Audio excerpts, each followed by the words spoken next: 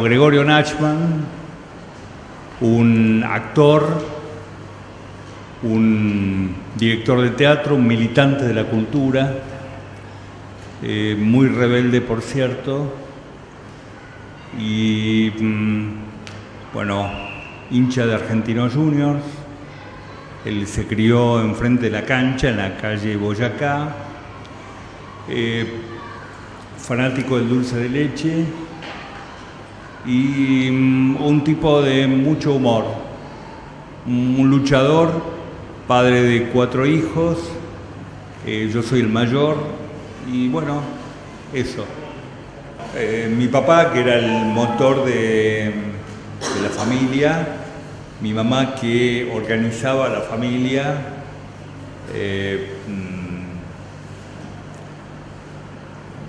sí, ella organizaba y lo coordinaba mi papá, lo ordenaba. Ellos hicieron todo el trabajo de pareja muy juntos. 4 hermanos, 2 que nacimos acá y 2 en Mar del Plata. Bueno, yo tenía 19 años, mi hermano, el segundo, tenía 18, en el momento del secuestro, ¿no? Mi hermano tenía, el menor, Gustavo, tenía 14 años y mi hermana, 15 años, 14 años, y mi hermana 13. Bueno, y una familia re normal para mis parámetros, ¿no? Parámetros muy teatrales, muy artísticos. Nosotros no nos perdíamos ninguna obra de teatro, ningún recital. Fuimos testigos del debut de Sui Generis, de Charly García, de Nito Mestre y de tantos músicos en el teatro de mi papá, de mucha gente amiga, de esperar el verano para ir a la playa, de pasarnos todo el verano en la playa hasta las 4 o 5 de la tarde, que nos teníamos que ir al teatro. Entonces íbamos muy temprano a la playa y a las 4 o 5 ya teníamos que arrancar para el teatro. Y en invierno, nada, eso, deportes, vida saludable, así una vida más o menos normal. A él lo llevaron por ser un militante de la cultura, era un tipo que en su rebeldía, en las obras de teatro que presentaba, siempre estaba el compromiso social inserto, la denuncia social, y además no solamente por el contenido, sino porque él muchas veces era solidario con distintas agrupaciones políticas, brindaba el teatro para los actos políticos de distintas tendencias. Y además tenía la convicción de no solamente hacer teatro en el teatro, en la sala que él disponía, sino que además llevaba el teatro a las cárceles, a los barrios que no solían ir al teatro por falta de dinero, falta de transporte, falta de ropa. Y es una actitud solidaria y bueno, y eso evidentemente molestaba muchísimo y por eso se lo llevaron, creo. Después del secuestro, bueno, él se lo llevó el 19 de junio, el día anterior al Día del Padre. Claro, mi papá era un tipo público y teníamos seguimientos, además del teléfono pinchado, ¿no? El teléfono intervenido, donde hablamos con cualquiera y teníamos la voz, muchos ruidos, ¿no? Y además una voz que decía que mantengamos el silencio, así aparecía como preso legal, ¿sí? Porque estaba detenido en forma clandestina. Bueno, ese silencio garantizó un poco la desaparición en vez de hacer la denuncia pública. Pero bueno, teníamos mucho miedo, a mí me seguían, después me escondí en un campito de una población cercana a Mar del Plata. Y después, bueno, además de la búsqueda, ¿no?, permanente, recorrimos un montón de abogados, un montón de tribunales, la policía, la base naval, el ejército, preguntando por mi papá.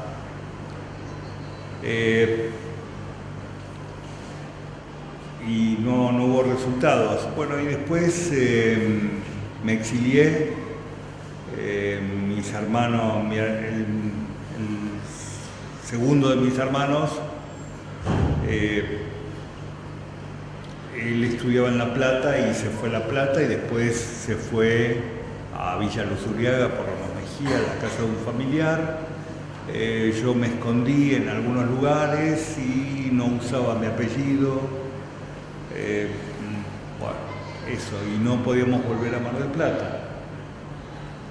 Pero bueno, un poco el miedo y la inseguridad, que había mucho policía en la calle, y eso daba mucha inseguridad de la libertad, ¿no?, para cada uno. Bueno, en la oficina él estaba con mi mamá y mi tía, la hermana de mi mamá. Y a ellas no les pasó nada y enseguida contaron lo que fue ese secuestro. Pero con mis hermanos, que ellos estaban en la casa donde ocurrió el operativo principal, me enteré hace muy poco, haciendo una película, de lo que había pasado. Nunca habíamos hablado de ese allanamiento,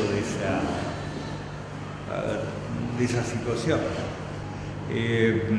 Bueno, ellos contaron testimonio, ¿no? Mis hermanos, nos reunimos varias veces, pero en la primera mi hermana se quebró, se angustió muchísimo y nunca hablamos.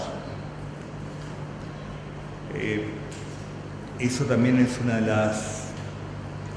de las trágicas victorias de la dictadura, ¿no?, el silencio. Y yo me enteré de muchas cosas durante la filmación de la película. Mi hermana se angustió muchísimo, se deprimió. Bueno, al tiempo se murió mi hermana y me reuní con mis dos hermanos hace pocos meses. Y ahí me enteré del operativo. El hecho de ser judío para los nazis, para las fuerzas represivas, sí era un agravante. Es más, reitero por si alguno no lo leyó, cuando fui con mi mamá a la comisaría cuarta de Mar del Plata, que era famosa por torturas históricamente, antes de la dictadura, bueno, fui a averiguar por mi papá, preguntamos por mi papá, dice, Nachman, judío. El artista, puto. Y encima zurdo. Entonces, ¿para qué buscan? O sea, la discriminación era por ello, ¿no? Por ser artista implicaba una identidad sexual que en ese momento era condenada por hoy también, por los nazis, por los fascistas.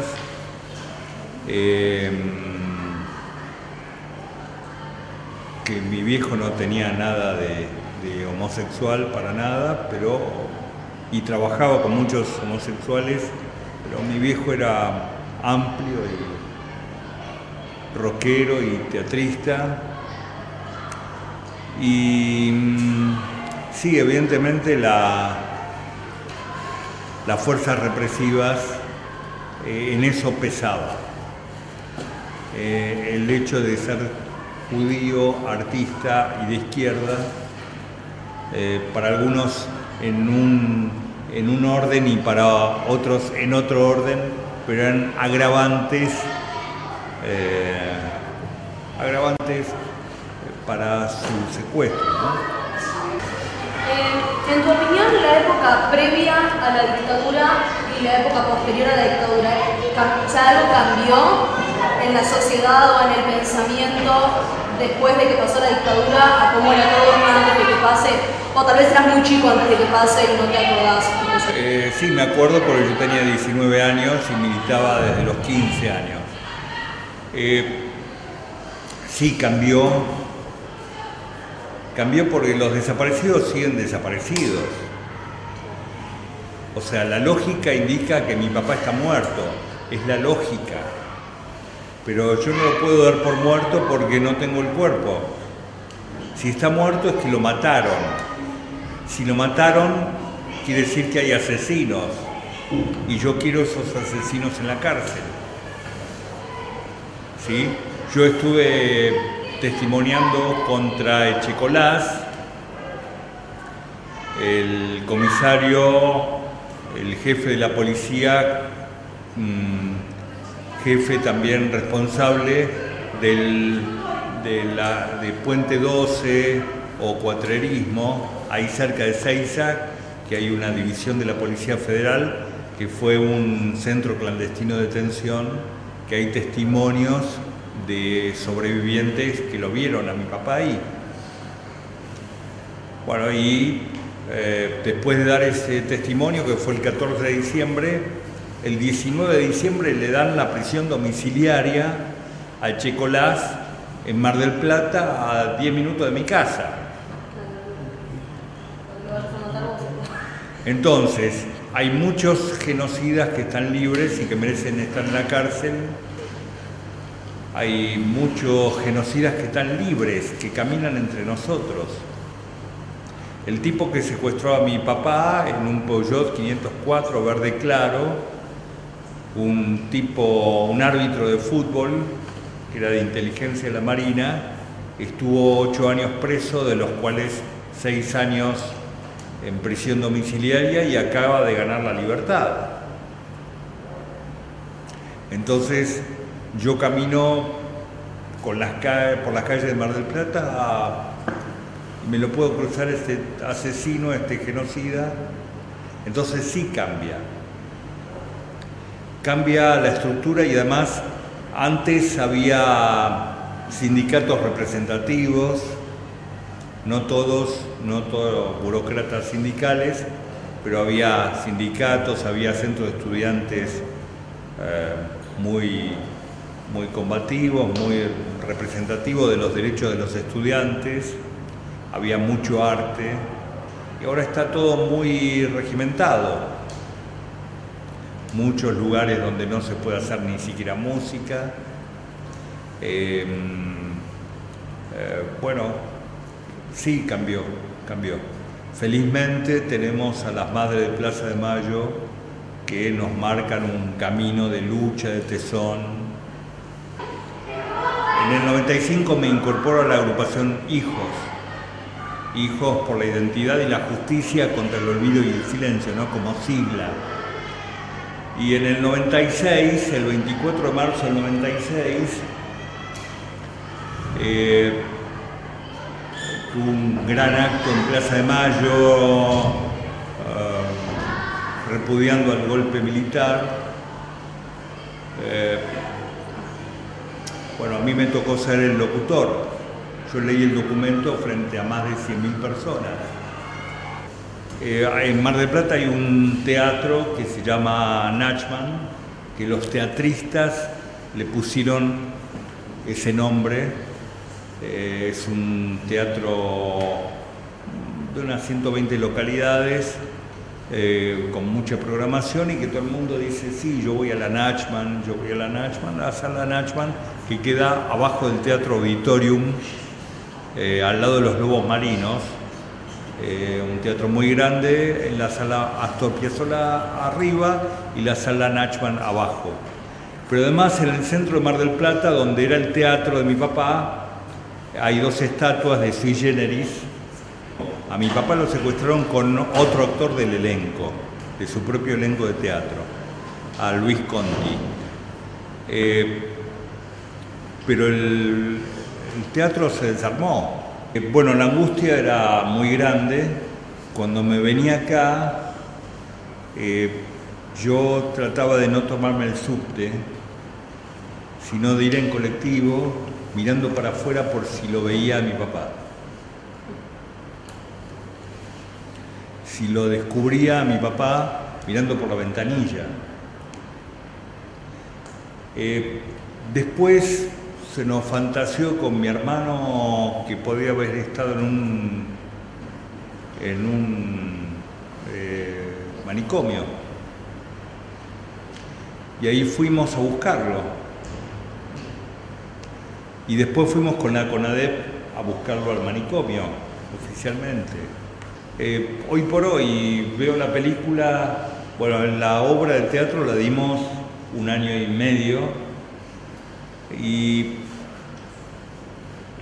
era muy difícil terminarla. Y la película, que la vi durante la edición, no sé, 100 veces, y desde el estreno hasta ahora unas 30, 40 veces. Ahora no lloro lo que lloraba al principio, pero me sigue emocionando. Y sigo descubriendo, a pesar de la edición, muchas cosas de mi viejo que me cuentan los demás. ¿Qué sentís al ver la repercusión que generó tu padre dentro del ámbito artístico? Un orgullo profundo, y más ahora, bueno, el 19 de junio, el día del secuestro de mi papá y de Luis Conti, se institucionalizó en Mar del Plata el Día del Teatro.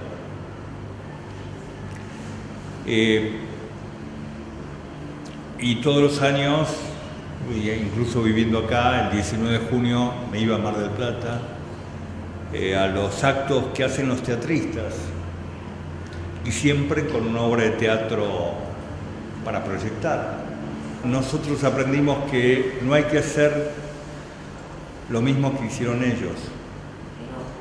Nosotros reclamamos juicio y castigo, a pesar de que el juicio sea injusto y que los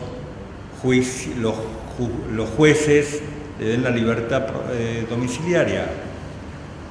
Y entonces, bueno, seguimos escrachando. El escrache nació bajo la consigna de que si no hay justicia legal, que haya condena social. Y nosotros después de ese escrache, se juntaron los vecinos, repudiándolo como vecino. El miedo era vencido por la necesidad de justicia, el miedo era vencido por la lucha. Eso, convertir el dolor en lucha, en otro tipo de energía. Yo trabajé como maestro también en comunidades indígenas en México, y hay ciertas cosas que no se agradecen en forma singular, sino se agradecen en forma plural. Entonces les digo, nos agradecemos. ¿Sí? Gracias por la pregunta.